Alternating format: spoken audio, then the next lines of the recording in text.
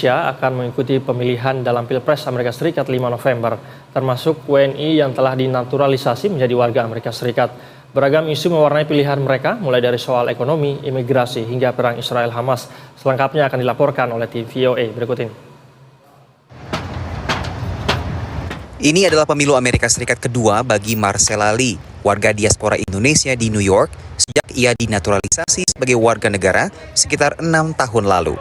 Ia memutuskan untuk memilih secara awal atau early voting. Marcella yang seorang dosen ini mengatakan bahwa pendidikan menjadi isu terpenting baginya, selain isu lain seperti imigrasi. Karena saya sendiri seorang imigran, jadi saya ingin mempunyai pemimpin yang melindungi imigran, terutama imigran yang ingin berkarya di negara ini. Karena tidak semua imigran itu membuat onar. Pilihan Marcella dalam Pilpres jatuh kepada capres Partai Demokrat, Kamala Harris. Karena mungkin mempunyai prinsip yang hampir sama atau align terhadap prinsip para imigran yang datang ke negara ini. Isu-isu lain mengemuka bagi Ricky Suyono, diaspora Indonesia di negara bagian Florida yang pindah ke Amerika pada usia 14 tahun. Ricky menyoroti banyaknya imigran tanpa dokumen yang kini masuk Amerika. Banyak illegal imigran, dan juga kan saya juga pindah ke sini waktu kecil, jadi saya imigran. Dan saya ingat waktu kecil susah banget untuk masuk ke sini. Pilihan Ricky jatuh kepada capres Partai Republik, Donald Trump. At the end of the day, dia run the country beautifully. Negara kita waktu dia jadi presiden, ekonomi kita perfect. Beragam survei menunjukkan isu terpenting bagi pemilih pada tahun ini adalah soal kondisi ekonomi. Imigrasi dipandang lebih mendesak oleh pendukung Partai Republik. Sementara pendukung Partai Demokrat lebih mengutamakan isu kesehatan dan hak aborsi. Selain isu domestik, kebijakan luar negeri Amerika Serikat juga menjadi salah satu faktor tahun ini yang mempengaruhi pilihan warga negaranya. Salah satunya adalah terkait dengan perang Israel di Gaza dan keterlibatan Amerika Serikat yang mempengaruhi opini sejumlah diaspora Indonesia yang tinggal di Amerika Serikat.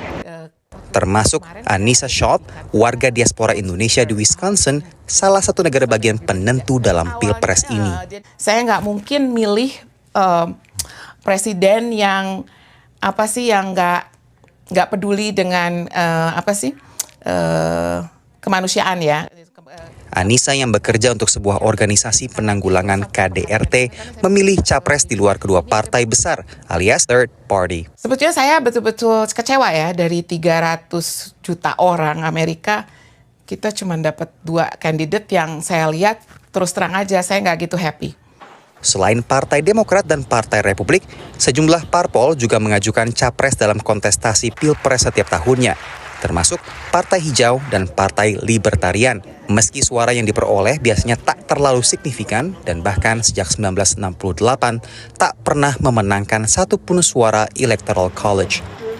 Dari Florida, Randy Wucaksana, Rere Wahyudi, Rifan Dwi Astono, Nabila Ganinda dan tim VOA. Pemirsa, satu hari jelang Pilpres Amerika Serikat, Capres Kamala Harris dan Capres Donald Trump berkampanye di negara bagian Pennsylvania. Negara bagian ini menjadi salah satu yang diperebutkan keduanya. Untuk melihat situasi di Pennsylvania, kita terhubung dengan jurnalis VOA, ada Rio Tuasikal di kota Philadelphia. Selamat pagi waktu Indonesia, Rio. Kemana Kamala dan Trump berkampanye hari ini, Rio? Ya, Said dan pemirsa, saat ini di hari ini baik capres dari Partai Republik Donald Trump maupun capres dari Partai Demokrat Kamala Harris sama-sama berkampanye di negara bagian Pennsylvania, tempat saya berada sekarang, karena memang negara bagian ini dianggap sebagai negara bagian diperebutkan oleh kedua belah kubu. Negara bagian ini memiliki 9 juta pemilih dan 19 suara elektoral. Capres Donald Trump hari ini mengunjungi sejumlah kota, yakni kota Reading, dan saat ini pukul 6 waktu Amerika Serikat sedang berada di kota Pittsburgh, melakukan kampanye sebelum melakukan kampanye atau pidato terakhirnya di negara bagian lain. Sementara capres dari Partai Demokrat Kamala Harris juga datang ke Reading dan Pittsburgh beberapa jam sebelum ini, dan saat ini sedang berada di Philadelphia untuk melakukan pidato kampanye terakhirnya, Said. Baik, Rio, keduanya masih berkampanye di Pennsylvania. Lalu Rio, kenapa kemudian negara Pennsylvania ini menjadi rebutan kedua capres ini? Dan selain Pennsylvania ini, apakah ada negara bagian lain yang juga saat ini masih diperebutkan oleh kedua kandidat? Iya, Said, betul sekali. Ada sejumlah negara bagian yang dianggap sebagai negara bagian yang diperebutkan, di mana biasanya baik capres dari Partai Demokrat maupun Republik begitu, sama-sama angkanya di antara 48%. Ini ada 7 negara bagian yang dianggap diperebutkan dalam pemilu kali ini, antara lain ada Michigan, kemudian ada North Carolina, ada juga Wisconsin gitu. Dan yang banyak perhatian tertuju sebetulnya ke negara bagian Pennsylvania ini. Di Pennsylvania tadi saya sebut ada 9 juta suara dan 19 suara elektoral begitu. Dan kenapa negara bagian ini dianggap sebagai salah satu kunci? Karena negara bagian ini sebelum tahun 2016 selalu dimenangkan oleh Partai Demokrat selama 6 periode pemilu. 6 periode pemilu selalu dimenangkan oleh Partai Demokrat. Namun pada 2016 dimenangkan oleh Partai Republik. Dan saat itu capresnya Donald Trump dan mengantarkan Donald Trump menjadi presiden di Gedung Putih. Kemudian pada tahun 2020 direbut kembali oleh Partai Demokrat dan berhasil mengantarkan Joe Biden saat itu menjadi presiden di Amerika Serikat. Jadi dianggap bahwa suara elektoral dari Pennsylvania ini dianggap akan sangat menentukan.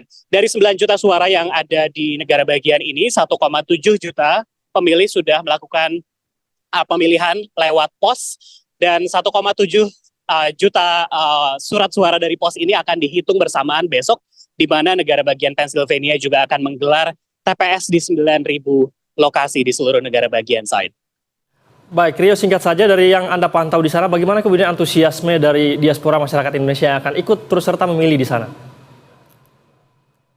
Ya, sebelum ini kami sempat berbincang dan bertemu dengan sejumlah diaspora Indonesia di Amerika Serikat begitu. Salah satunya tadi kami berbincang dengan yang namanya Pendeta Aldo, merupakan seorang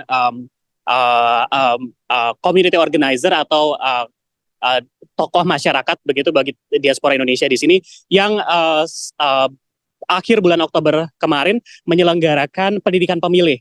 Jadi dia menjangkau kepada puluhan warga diaspora Indonesia yang sudah menjadi warga negara Amerika yang sebelumnya malas untuk datang ke TPS, untuk kali ini diberi motivasi dan diberi pemahaman untuk datang ke TPS dan memilih. Ada berbagai macam masalah yang dihadapi sejumlah diaspora Indonesia. Biasanya kalau yang generasinya lebih tua, biasanya ada kendala bahasa, mereka tidak paham bahasa Inggris dan bagaimana sistem mendaftar pemilu di Amerika Serikat, atau karena isu kesehatan begitu. Jadi harus diantar ketika ke TPS. Kalau yang diaspora yang muda yang lahir di sini, kebanyakan pemalas katanya. Mereka tidak begitu antusias untuk mengikuti proses politik di sini. Namun demikian tadi kami sudah berbincang dengan Pendeta Aldo, dia mengatakan bahwa warga negara Amerika itu seluruhnya harus datang ke TPS dan